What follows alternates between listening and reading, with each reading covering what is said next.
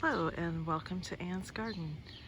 In this episode we're going to talk about lilies and hydrangeas, two favorites for every garden. Let's get started.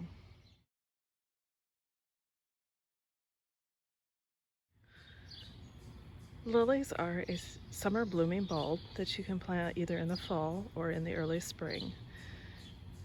I find they do come back. Some varieties come back strongly year after year. Others come back for a couple years and then slowly fade away. There are two general broad categories of lilies, and this is really simplifying it because there are quite a few more than these, but the most common are the Asiatics, which are these,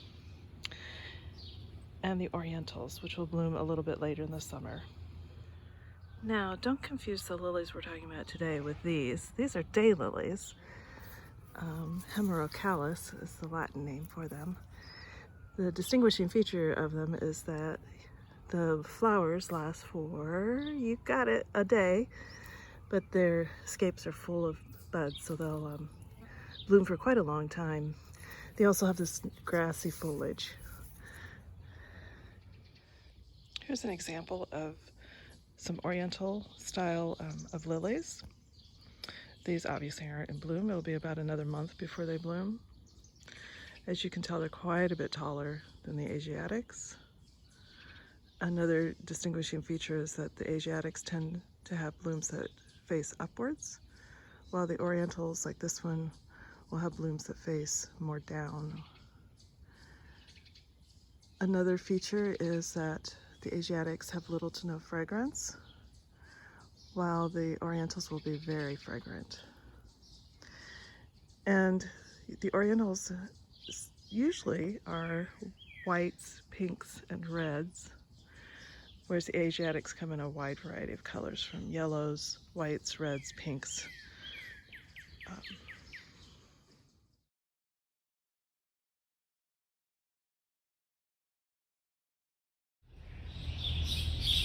Hydrangeas have long been a favorite garden shrub. Some are small bushes that fit into a perennial bed, while others are quite large and can anchor a landscape. They are pretty much pest and disease-free and thrive in shade.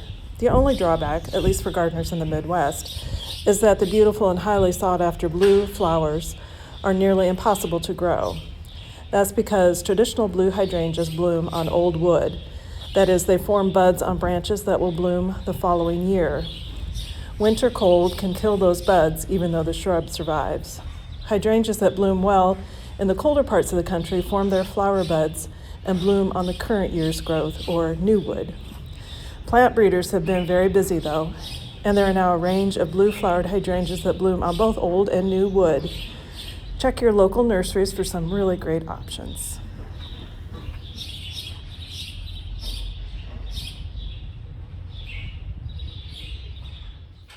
Here's an old-fashioned favorite, has long been used in the Midwest. This is Annabelle. Beautiful, full, large clusters of white blooms. It's very hardy, so it's very good for growing in the Midwest. The blooms will fade to pale tan and still be really pretty on the bush. And you can use them in cut flower arrangements as well. Very hardy, very easy to grow.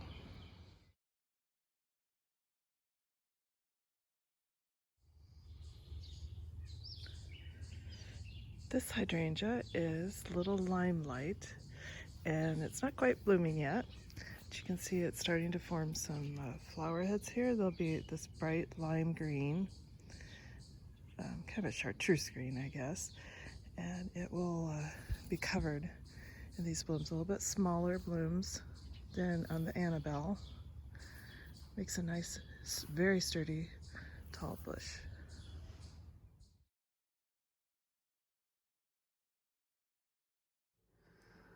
Let's make a lily bouquet.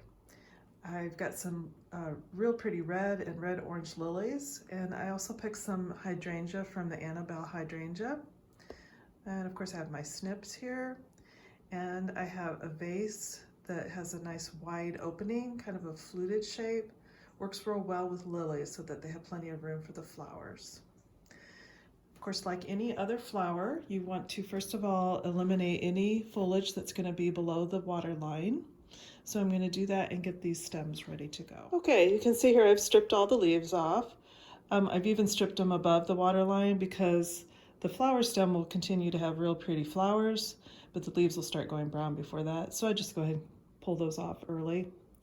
A lily stem will have 5 or 6 buds on it that will open one after another. So as this one is probably going to open tomorrow or the next day, this one probably will open inside here. It may not, but as it continues to bloom, of course, the flowers that first opened have finished. So this is one that's, the petals have all dropped off. So I'm just going to clip that off. Lilies practically arrange themselves. They're all about the same length. And I'm just going to simply set them in this vase. Nothing fancy going on here. There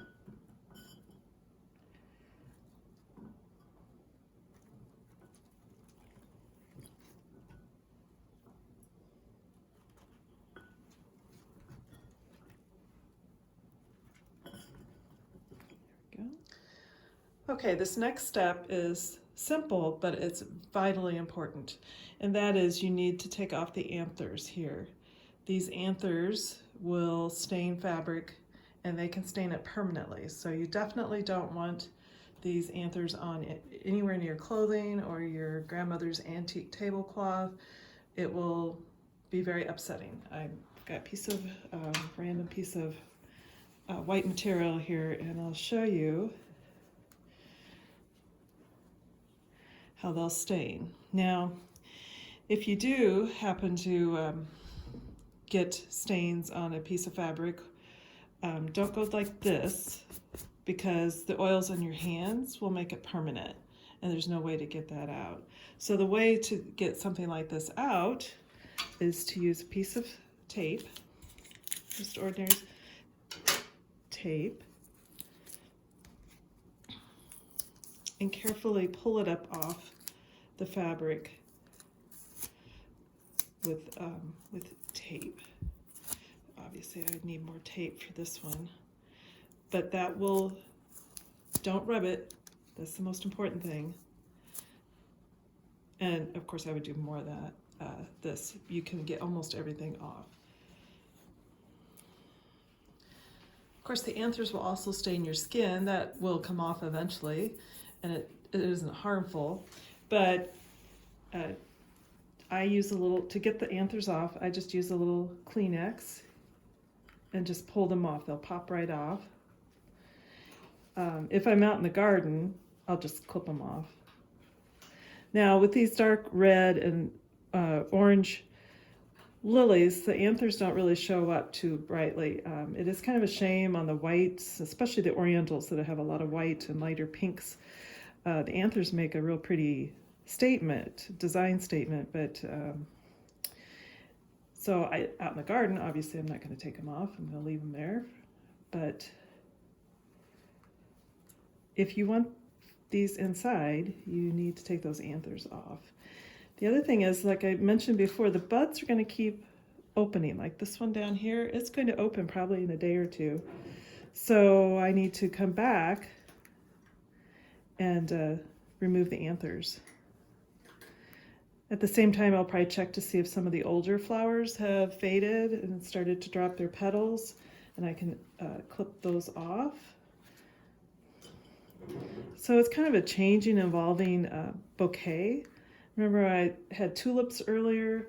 I talked about how they kept stretching and growing, and the flowers themselves got larger as they went along. Well, lilies bouquets change and evolve too. They'll change, the shape will change a little bit as you eliminate the older finished flowers and new flowers come in. They don't grow longer or larger, but they do continue to change. So these anthers just pop right off. And I use the Kleenex so I don't get stains on my fingers. I often come in from the garden with these, when I've been working out where the lilies are, with stains on my t-shirt that I who's wearing out in the garden.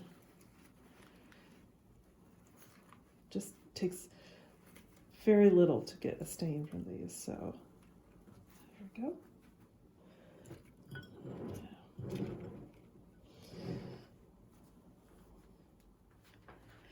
I'm going to try adding some hydrangea to this bouquet. Now, hydrangeas are kind of a hit or miss for me in terms of bouquets. Sometimes you'll cut them and they'll look real pretty like this, and then you'll come back and they'll be completely collapsed. And what I've heard is that they need moisture and they need hydration. And one way to do that is to dunk them head first into a sink or tub of water and let them soak up the water. I'm not sure. I haven't, like I said, I haven't had a lot of success with that. But then I don't have a lot of hydrangeas, so I don't make a lot of bouquets with them. So I'm just going to cut the stems a little bit as needed and just kind of interfile them in here. Don't want them to overwhelm the lilies, and these larger flower heads can kind of take a lot of space, but they kind of blend in nicely with the lilies. I like the contrast between the sharp, pointy petals of the lilies with these softer, rounded heads of the hydrangeas. I have left some leaves on some of them, the hydrangeas, to add some foliage to the bouquet. Put this shorter one in here.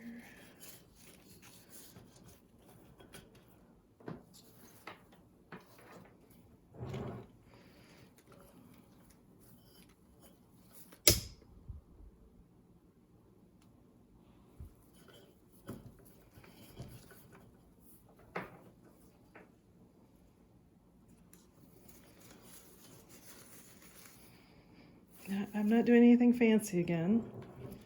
It kind of overwhelms everything, so we'll take that off.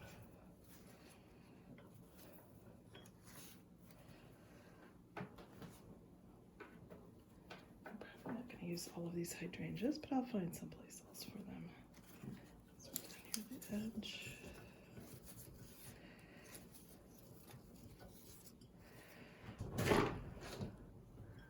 Oh, I've got all kinds of help today. Okay, there we go. A nice lily bouquet. And some help from a couple of my assistants. How could I go wrong?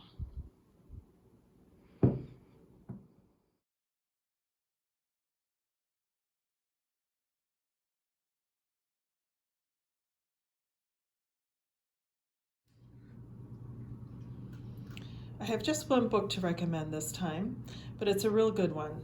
It's called Growing Shrubs and Trees in Cold Climates by Nancy Rose. I'll have all the information in the notes below. This is a great book for learning about the shrubs and trees that work best here in our Zone 5 climate. Open it up here. This is the section on hydrangeas.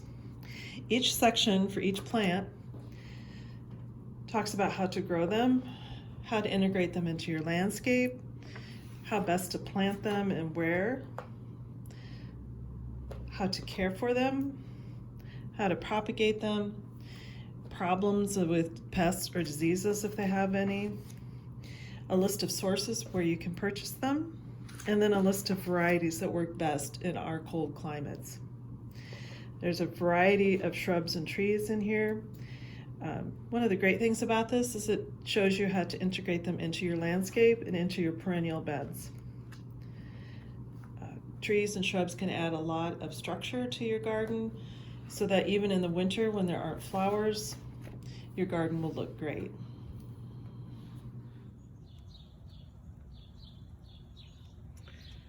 Okay, that's it for today. Thanks for watching.